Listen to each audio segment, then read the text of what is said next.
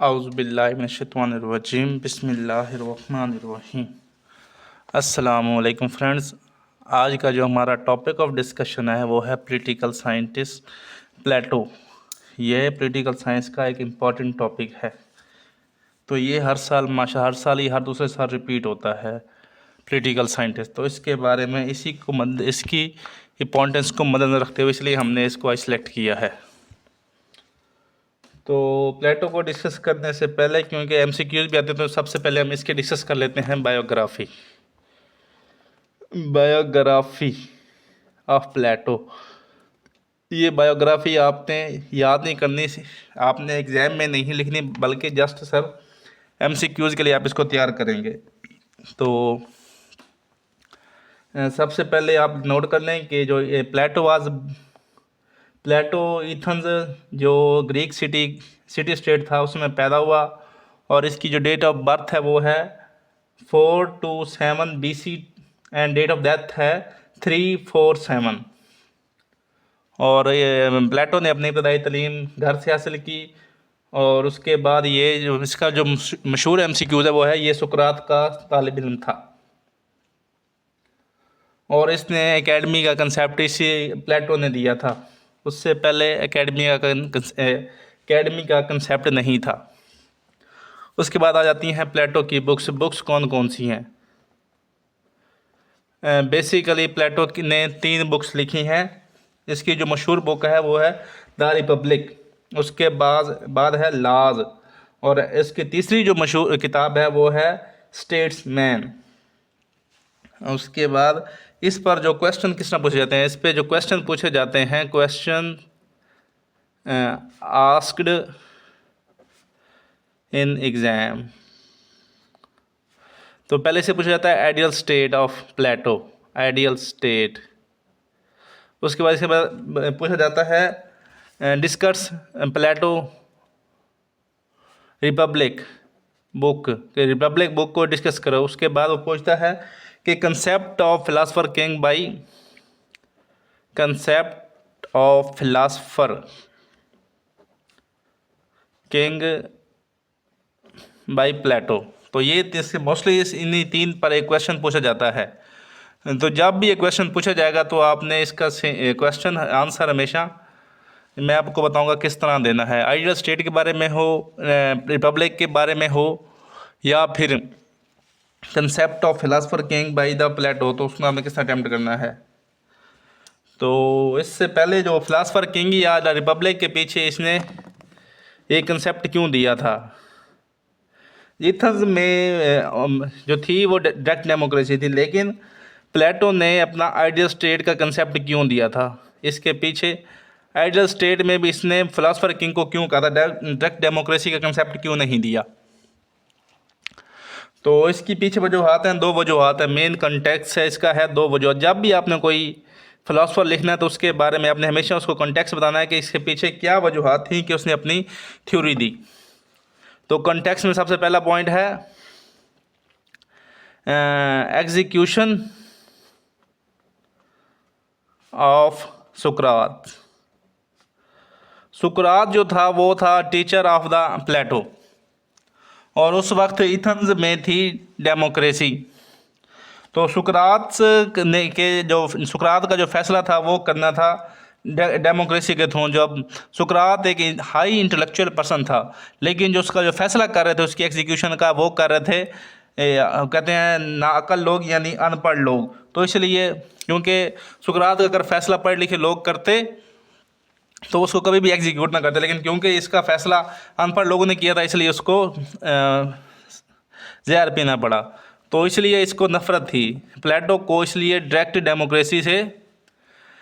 Democracy से नफ़रत थी। Plato hates democracy. उसके बाद नंबर दूसरा पॉइंट जो है वो है defeat of Athens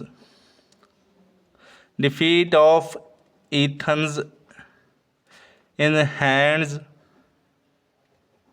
of Sparta's जो थी वो एक और सिटी स्टेट थी ग्रीक कंट्री की, लेकिन उस वक्त जो स्पार्टाज में थी डिक्टेटरशिप। और एथेंस में थी डेमोक्रेसी। डिक्टेटरशिप, जो डिक्टेटर होता है वो अपने मुल्क को एक अच्छे से फैसला करने की काबिलियत रखता है और वो अपने फैसलों को खुद मुख्तियार होता है और वो जो जाता है जिस तरह करता है। लेकिन डेमोक्रेसी में पहले फैसला होता है कि क्या हम जंग करें या ना करें। इसलिए एथेंस जो प्लेटो था उसको डेमोक्रेसी से नफरत थी। तो क्योंकि एथेंस जो हार गए थे डेमोक्रेसी की वजह से, इसलिए उसने अपनी आइडियल स्टेट का कंसेप्ट दिया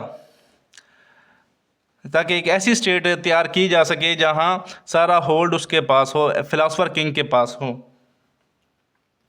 तो उसका जो पहला कंसेप्ट था वो कहता है कि इसकी पहले एक कोड लिखेंगे। ये प्लेटो ने किया था, ideal state must be established on justice. तो उसने कहा था जो आइडियल स्टेट होगी वो हमेशा जस्टिस पर इस्टेब्लिश होगी। तो जस्टिस के वो कहता है कि according to Plato justice is the natural part of human. And जो अगर आप पार्ट ऑफ ह्यूमन है तो इसलिए उसने स्टेट के बारे में जानने से पहले उसने कहा कि ह्यूमन का इंसान का इंसाफ देखना चाहिए। तो इंसाफ को एक्सप्लेन करने के लिए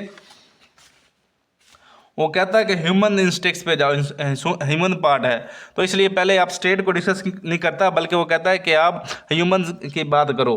तो ह्यूमन में डिस्कस करता है कि human has 3 dominant instincts qualities. Number 1 पे वो कहता है लस्ट और हंगर डिज़ायर। उसके बाद नंबर 2 कहता है करेज और ब्रेवरी इंस्टिंक्ट्स यानी खसूसियत। नंबर 3 पे वो कहता है विजडम और रीज़न इंस्टिंक्ट। कहता है इन तीनों में से हर इंसान में इन 3 खसूसियात हमेशा होती हैं, इन तीनों में से। उसके बाद वो कहता है कि इन तीनों में ना एक इंस्टिंक्ट जो होती है वो हमेशा डोमिनेंट होती है। तो जो डोमिनेंट होती है तो इसके बारे में डेफिनेशन देता है। अब वो डेफिनेशन जस्टिस की डेफिनेशन बता रहा है प्लेटो। जस्टिस की डेफिनेशन क्या है? Justice as harmony,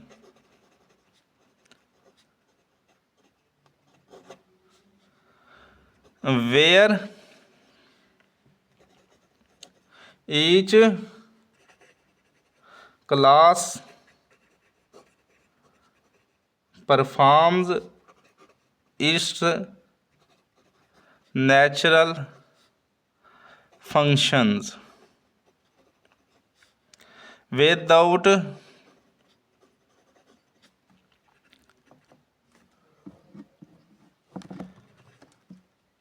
interference।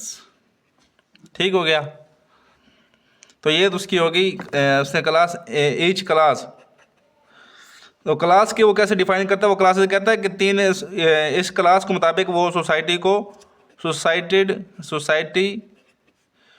Divided into 3 parts. इस इंस्टिंक्ट्स को इस्तेमाल करते हुए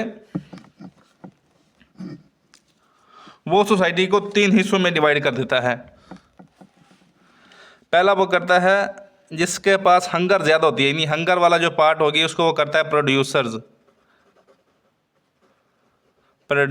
जिसमें ब्रेवरी और करेज होगी उसको वो कर रहा है सोल्जर्स यानी मिलिट्री फोर्स, सोल्जर में शिफ्ट कर रहा है। और जो विजडम और रीज़न होगी उसको वो शिफ्ट कर रहा है फिलोसफर किंग में। ठीक हो गया। तो इन डोमिनेंट इंस्टेंट्स की बुनियाद पर वो जो है सोसाइटी को 3 हिस्सों में डिवाइड कर रहा है। कौन कौन से हिस्से हैं? सबसे पहला है वो है प्रोड्यूसर्स, दोबारा आपको बता दूं कि प्रोड्यूसर्स। नंबर 2 है सोल्जर्स, जो स्टेट की हिफाजत करेंगे हैं।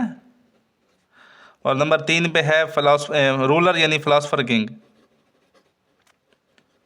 फिलासफर किंग जो फैसले करेगा। ठीक हो गया, इसने सोसाइटी को 3 हिस्सों में डिवाइड कर दिया। अब उस पे एक उसने लोगों ने पूछा कि आप बताएं कि ये आपको कैसे पता चलेगा कि किस बंदे में कौन सी इंस्टिंक्ट ज़्यादा डोमिनेंट है। तो उसको एक्सप्लेन करने के लिए अपना एजुकेशन सिस्टम इंट्रोड्यूस कराता है कि एक ऐसा एजुकेशन सिस्टम के इंस्टिंक्ट से फाइंड करने के लिए अपनी क्या कहते हैं कि किस बंदे पे कौन सी डोमिनेंट फोर्स है, तो उसको फाइंड करने के लिए ये एजुकेशन सिस्टम इंट्रोड्यूस करवाता है। एजुकेशन सिस्टम ऑफ प्लेटो।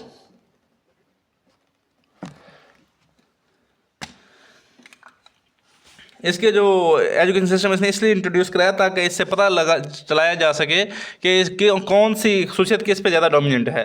तो इसके लिए उसने 3 दिए थे, 3 फेजेज हैं।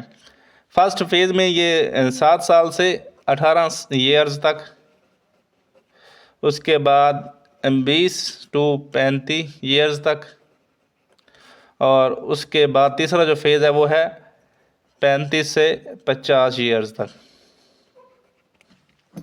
ये 3 फेजेस देता है एजुकेशन के।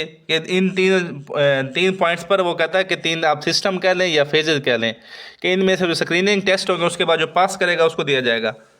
तो जो पहला जब वो बच्चा इसका पहला कंसेप्ट सुन लें, इसको हम नाम दे देते हैं एलिमेंट्री एजुकेशन सिस्टम। एलिमेंट्री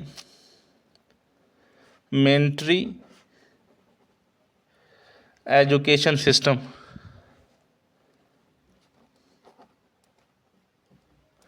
इसमें सबसे पहले जब बच्चा पैदा होगा तो वो माँ की तरफ चला जाएगा, माँ में उसको सुनाएगी, उसको वो पैट्रियोटिज़म यानी कौमियत सिखाएगी। उसके बाद वो ब्रेवरी और जो अपने मुल्क की जो हैं वो टॉप की जो खसूसियात है वो बताएगी। उसकी वो कहते हैं पैट्रियोटिज़म को प्रमोट करेगा, उसके बच्चे के अंदर ब्रेवरी पैदा करेगी।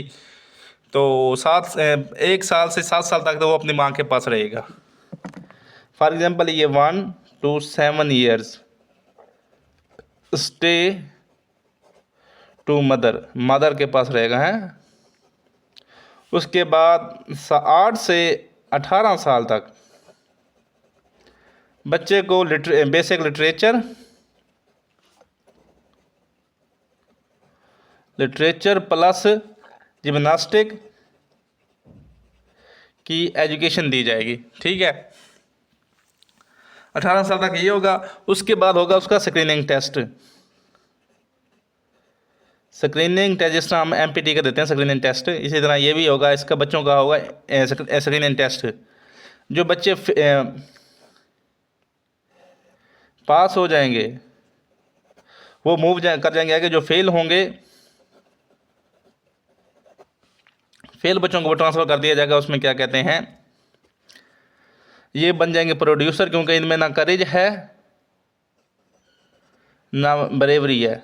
ठीक हो गया। और जो पास होंगे वो अगले कहते हैं हायर एजुकेशन सिस्टम में चले जाएंगे। मैं इनको नाम दे रहा हूँ आप आसानी के लिए, लेकिन इसके आपने फेजेस तैयार करने हैं। इसके बाद हम आ जाते हैं दूसरे फेज़ में। जो पास होगा वो इसमें आ जाएंगे हायर एजुकेशन सिस्टम में, हायर एजुकेशन सिस्टम में। ठीक है, इसके अंदर बच्चों को जो है पहले 20 से 30 साल तक कहते हैं कि जो बेसिक पढ़ी थी लिटरेचर थी, बेसिक लिटरेचर पढ़ाया गया था। कैसे उर्दू इंग्लिश वो कहते हैं ज़माने पढ़ाएंगे, उसको कैसे पढ़ना है काम करना है वो सिखाया गया। जैसे अली बे पे हम बच्चों को सिखाते हैं, बेसिक यानी प्राइमरी तक वो पढ़ाया गया। अभी हम पढ़ाएंगे इनको एडवांस किस्म की एडवांस लिटरेचर।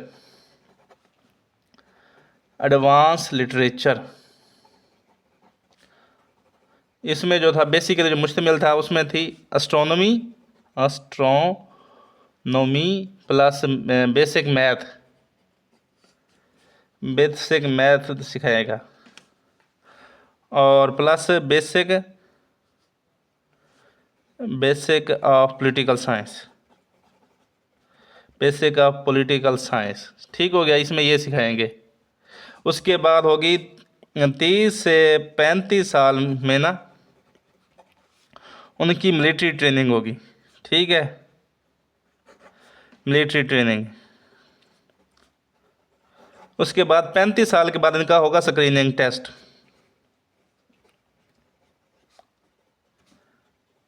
स्क्रीनिंग टेस्ट होगा और जो फेल हो जाएंगे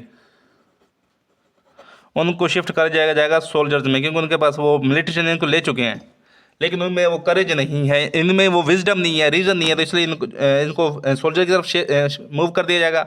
और जो पास हो जाएंगे उनको मूव कर दिया जाएगा। आप इसको कहते हैं कि जैसे प्राइमरी हायर, उसके बाद कहते हैं आप इसको नाम दे दें, मैं नाम दे रहा हूँ आपकी आसानी के लिए, उसको आप कह रहे हैं कि हायर सेकेंडरी कर लें। जैसे हम हायर सेकेंडरी स्कूल्स होते हैं ना, हायर सेकेंडरी एजुकेशन, इसका आप बेसिकली फेज़ लिखेंगे, फेज़ 3। ठीक हो गया। हायर सेकेंडरी एजुकेशन में इसमें आपके जो 35 से 40 साल तक ना जो पास हो गए, उसके बाद 35 से 40 साल तक जो होगा आपको फिर वो कहते हैं एडवांस किस्म की एडवांस लिटरेचर पढ़ाया जाएगा, जिसमें एडवांस मैथ होगी, एडवांस मैथमेटिक्स, उसके बाद advance astronomy plus political science etcetera, ये पढ़ाया जाएगा। जब आप पढ़ा लेंगे, इसके बाद जब ये पढ़ लेंगे तो उसके बाद 40 से 50 साल के ना इनको जो ऑलरेडी फिलासफर किंग है उसके साथ, यानी मूव टू प्रैक्टिकल लाइफ, इसमें इनको अटैच किया जाएगा, अटैच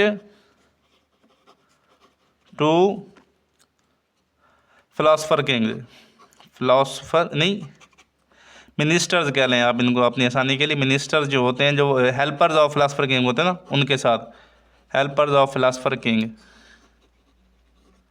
उसके बाद जब ये 10 साल के साथ काम कर लेंगे तो ये खुद फिलासफर किंग बन चुके होंगे, ये नहीं, ये फिलासफर्स बन चुके होंगे। तो ये 50 साल तक ये फिलासफर्स बन चुके होंगे।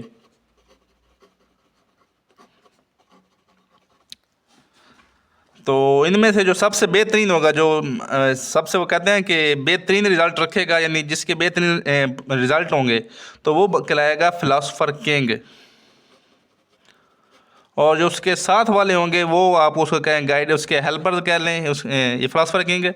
बाकी जो उसको कहेंगे हम क्या कहते हैं, इसको आप हेल्पर्स कह लें, एडवोकेट कह लें, हेल्पर्स, या मिनिस्टर्स कह लें, वो मिनिस्टर्स होंगे। ठीक हो गया।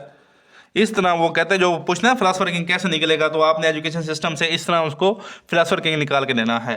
तो इसमें से जो आपको बेसिकली बता दूं कि आपके जो स्क्रीनिंग टेस्ट में है, इसमें 70% बंदे फेल हो जाते हैं, यानी 70% जो आबादी है वो आपकी प्रोड्यूसर बनेगी, 20% आपके वो कहते हैं वो बनेंगे सोल्जर्स, और जो 10% होंगे वो आपके बनेंगे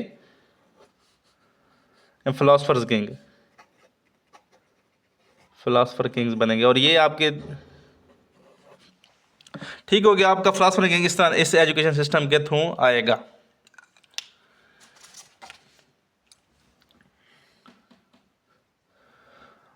अब हम डिवीजन ऑफ सोसाइटी आपने देख लिया, 3 क्लासेस भी आपने देख ली।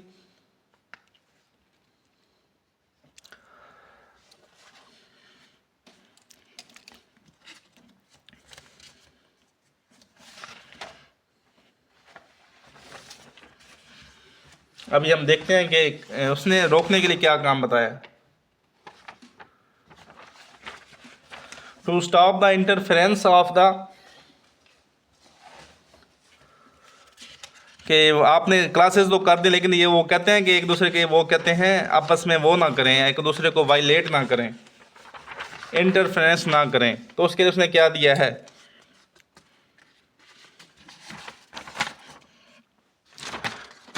To stop the interference of different classes. जैसे हमारे यहाँ आर्मी के मार्शल लॉ लग जाते हैं, तो इनको रोकने के लिए उसने टू स्टॉप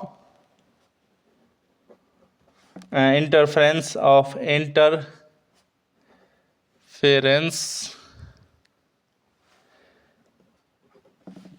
क्लासेस के इंटरफेरेंस रोकने के लिए उसने कम्युनिज्म का सिस्टम दिया था। उसने क्या दिया था, कम्युनिज्म का कंसेप्ट दिया, ठीक है। और कम्युनिज्म का उसने दो फिलॉसफीज दी हैं। क्या दिया है कम्युनिज्म, उसने दो एस्पेक्ट दिए हैं। पहला है प्लेटो कम्युनिज्म, प्रॉपर्टी कम्युनिज्म, और दूसरा उसने दिया है फैमिली कम्युनिज्म। तो सबसे पहले हम डिस्कस करते हैं प्रॉपर्टी कम्युनिज्म क्या है। प्रॉपर्टी कम्युनिज्म देने की वजूहात क्या हैं। इसकी वाजह मिसाल ये है, कम्युनिज्म का मतलब होता है कि उनके पास they have no right of property. तो ये किन पर इंप्लीमेंट होगा, ये जो अपर क्लासेज यानी मिलिट्री, अपर टू क्लासेज पर इंप्लीमेंट होगा, यानी सोल्जर्स यानी मिलिट्री और विजडम के अंदर इंप्लीमेंट होगा। दो क्लासेस पर होगा, जो उसमें जो थर्ड एनम प्रोड्यूसर इसमें से इस पर इंप्लीमेंट नहीं होगा। ठीक हो गया। प्रॉपर्टी कम्युनिज्म का मतलब है हैव नो प्राइवेट प्रॉपर्टी। अगर दे है क्योंकि अगर हम उनको प्रॉपर्टी देंगे तो वो मल्टीप्लाई करेंगे। If have property they will try to multiply, उसको मल्टीप्लाई करने की कोशिश करेंगे, इसलिए इसको कहा नो प्रॉपर्टी। उसके बाद अगर हम उनको देंगे, अगर वो प्रॉपर्टी उनकी ज़ाती प्राइवेट प्रॉपर्टी होगी, तो वो फिर अपना फोकस है वो उस पर करेंगे, प्राइवेट प्रॉपर्टी को मल्टीप्लाई, ना कि वो अपने जो वो कहते हैं लाज बनाने पे फोकस करेंगे, ना फॉरेन पॉलिसी बनाने पे फोकस करेंगे। इसलिए उनको प्रॉपर्टी का राइट नहीं होगा। और उनको जो ज़रूरत याद, उनकी जो नीड्स हैं, नीड्स आर फुलफिल्ड होगा, है फुलफिल्ड बाई प्रोड्यूसर क्लास।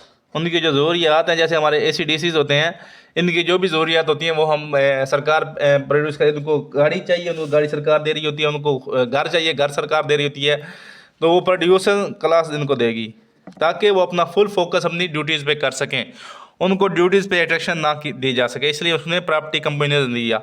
और दूसरा उसने दिया है फैमिली कम्युनिज्म। फैमिली कम्युनिज्म क्या है, इसके मुताबिक दे हैव नो फैमिली। तो इसके मुताबिक ये है कि इनके आपस में कोई के अंदर जो अपर क्लास टू क्लासेस हैं, उनको फैमिली के कोई राइट्स नहीं हैं। ठीक हो गया, कि उनकी कोई फैमिली नहीं होगी, क्योंकि फैमिली अगर होगी तो फिर उस फैमिली टू नेपोटिज्म, इसलिए उसको नेपोटिज्म इसको स्टॉप करने को उसने कहा इसकी फैमिली नहीं होगी। फैमिली टू फैमिली इसलिए उसने रोका इसको, फैमिली नेपोटिज्म को रोका है।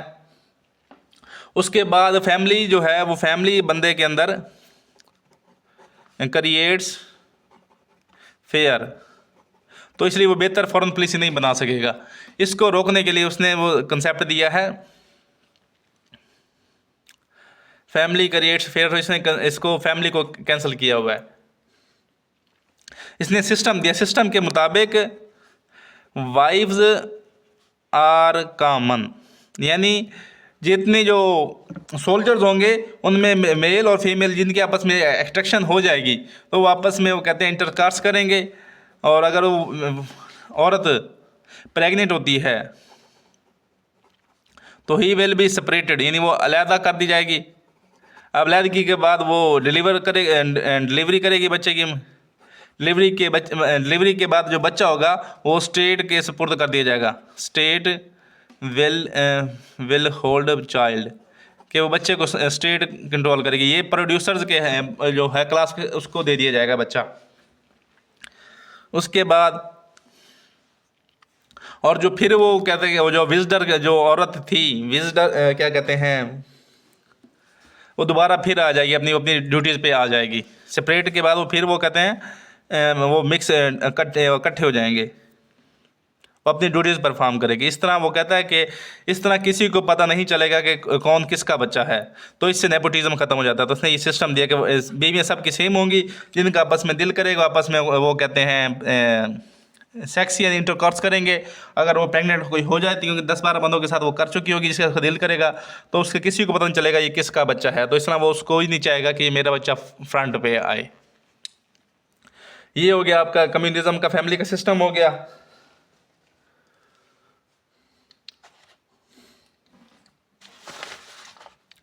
तो इसने अपना पूरा सिस्टम दे दिया। सिस्टम हम एक्सप्लेन करते हैं, इसने पहले हम इसको समराइज करते हैं। समराइज ने पहले आइडियल स्टेट का सिस्टम दिया, आइडियल स्टेट का कंसेप्ट दिया, यानी फिलॉसफी आइडियल स्टेट किस पे डिपेंड करती है, जस्टिस पे। जस्टिस डिपेंड करता है क्लासेस ऑफ सोसाइटीज़ पे, क्लासेस ऑफ सोसाइटी पे। और फिर क्लासेस आइडेंटिफाइड होती हैं एजुकेशन सिस्टम के थ्रू। एजुकेशन सिस्टम के थ्रू हमें मिलता है फिलासफर किंग। फिलासफर किंग के बाद उसको वो कहते हैं इंटरफ्रेंस के लिए उसने दिया कम्युनिज्म सिस्टम। इस तरह उसने पूरा एक अपनी फिलासफी ये सारा जो हम पढ़े हैं ये सारा उसने एक्सप्लेन किया है द रिपब्लिक किताब में। द रिपब्लिक में के किताब की या समझ उसकी वो थी समरी थी, उसमें एक्सप्लेन किया है। ये हो गई आपकी क्या कहते हैं कंक्लूजन हो गया कि आइडियल स्टेट से चले थे, जस्टिस सिस्टम आया, जस्टिस सिस्टम के वो फिर क्लासेस ऑफ सोसाइटीज़ बन गई, सोसाइटी से फिर हमें एजुकेशन उसने दिया किस तरह क्लासेस बनानी है, तो उसके लिए उसने एजुकेशन सिस्टम दिया। एजुकेशन सिस्टम में हमें फिलासफर किंग और सोल्जर्स और वो मिल गए। उसके बाद उसने वो कहते हैं इंटरफ्रेंस को रोकने के लिए कम्युनिज्म का सिस्टम दिया। ये हो गए आपके क्या कहते हैं पूरा कंसेप्ट क्लियर हो गया। आज हम करते हैं सर क्रिटिकल एनालिसिस करते हैं। क्रिटिकल एनालिसिस में पूछा critically analyse the Plato. Critically analyse करेंगे, क्रिटिकल एनालिसिस में आप बताएंगे। तो इसने सबसे पहले ये कि इसने अर्ली मैरिज को स्टॉप किया, क्योंकि जो अर्ली मैरिज डेट है, मैरिज एज है वो है स्टॉप, क्योंकि वो 20 साल के बाद शादी कर सकते हैं, क्योंकि 20 साल तक तो उनका पेपर चलने हैं। ठीक है, अर्ली मैरिज स्टॉप किया। उसके बाद इसने फेमिनिज्म को प्रमोट किया, क्योंकि इसमें उसने कोई कंसेप्ट नहीं किया कि मेल और फीमेल, उसने कहा कि सारे इक्वल हैं, तो इसने फेमिनिज्म का कंसेप्ट दिया। उसने बाद इसने एग्जामिनेशन का सिस्टम का पहली दफ़ा जिंदगी कहते हैं एग्जामिनेशन का सिस्टम दिया। उसके बाद इसने कहा था कि एजुकेशन शुड भी एजुकेशन गवर्नमेंट होनी चाहिए, प्राइवेट नहीं होनी चाहिए, इसको एज ए बिजनेस इस्तेमाल करते हैं। ये हो गया उसके पॉजिटिव पॉइंट्स हो गए। अभी हम नेगेटिव पॉइंट्स करते हैं कि इसने कम्युनिज्म जो सिस्टम दिया है, कम्युनिज्म इसका सिस्टम गलत है, क्योंकि बस हर बंदा चाहता है कि मेरे पास मेरी, वो कहता है कि जो इनका बंदे का इंटरेस्ट कैसे क्रिएट करता है, इंटरेस्ट के लिए बंदे के लाजमी है कि उसको चाहिए कि वो उसका वो कहते हैं कि प्रॉपर्टी का नाम होना चाहिए, उसके बाद फैमिली के बगैर इंसान रहना नामुमकिन है, इसलिए वो उसके बगैर इंसान ये कहता है कि इंसानों को मशीनों में बनाना चाह रहा था। ठीक हो गया, तो इसके बगैर नामुमकिन है।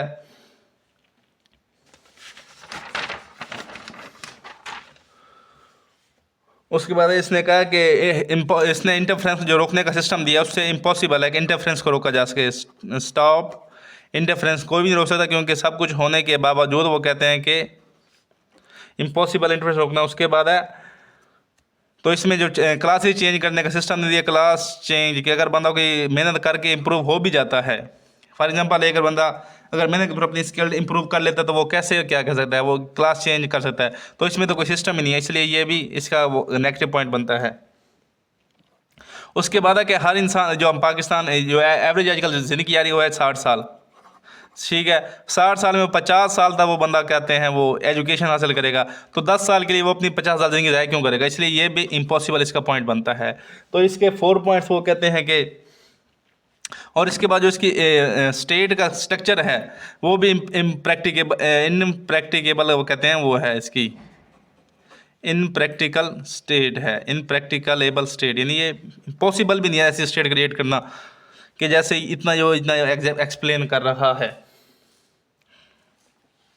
उसके बाद ये अपने क्रिटिकल एनालिसिस कर दिया। अगर वो पूछता है कि इसको पाकिस्तान के साथ लिंक करें, philosopher Plato link to Pakistan, link to Pakistan,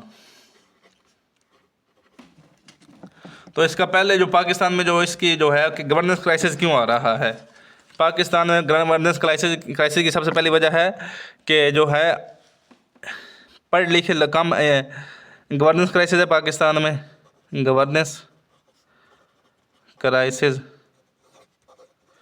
leadership crisis की वजह ये है कि जो पढ़ लिखे कहते हैं कि लेस एजुकेटेड पीपल, यानी जो हमारे मिनिस्टर्स हैं वो उसको लीडरशिप में जो हमारे हैं वो पढ़े लिखे लोग नहीं है। फिलासफर किंग अगर होता तो हमारा मुल्क भी तरक्की कर होता, लेकिन यहाँ तो मैट्रिक पास यानी अंडर मैट्रिक लोग हैं वो बने हुए हैं हमारे लीडर्स, इसलिए ये लीडरशिप क्राइसिस है। और फॉरेन पॉलिसी, हमारी फॉरेन पॉलिसी भी क्राइसिस चल रही है, क्योंकि हमारी फॉरेन पॉलिसी भी इसकी वजह ये है कि हमारे जो वो हैं मिलिट्री पर्सन है वो भी थोड़े वो कहते हैं कि दलेर नहीं है, वरना हमारी फॉरेन पॉलिसी भी हमारी मजबूत हो सकती थी अगर वो भी एक्टिव हो जाते, क्या कहते हैं उसको, अगर ब्रेव होते तो। उसके बाद जो पाकिस्तान की इकॉनमी की जो सिचुएशन है वो भी प्राइवेट, क्योंकि जो हमारे बिजनेसमैन हैं वो हमारे लीडर बने हुए हैं, अगर वो होते फिलासफर किंग तो हमारी इकॉनमी भी मजबूत हो सकती थी। कि वो कहते हैं कम्युनिज़म का सिस्टम नहीं है, अगर कम्युनिज़म का सिस्टम होता तो पाकिस्तान की इकॉनमी भी मजबूत हो, क्योंकि हम जो हमारा फॉर एग्जांपल इसकी मिसाल वो देता है कि यार हमारे जो खकान अब्बासी साहब बने थे, शायद खकान अब्बासी बने थे हमारे वज़ीर आज़म, तो उन वक्त उनकी PIA उन्होंने गिरा दी थी और अपनी एयर बिलो को प्रमोट किया था। तो इसलिए वो कहता है कि वो अपनी वो कहते थे अपनी एयरलाइन एयर ब्लो को तो प्रमोट कर रहे थे, लेकिन अपनी वो PIA को प्रमोट नहीं कर रहे थे। एयर ब्लो प्रॉफिट में जा रही थी और PIA नुकसान में जा रही थी, क्योंकि वो अपनी प्रॉपर्टी को मल्टीप्लाई कर रहा था। ये आपकी होगी पाकिस्तान का लिंक। तो मैं उम्मीद करता हूँ कि आपको ये लेक्चर पसंद आया होगा। अगर लेक्चर पसंद आया तो हमें बताएं कि आपको वीडियो कैसी लगी और इस वीडियो को कैसे मज़ीद इम्प्रूव कर सकते हैं। वीडियो देखने के लिए शुक्रिया, वस्सलाम।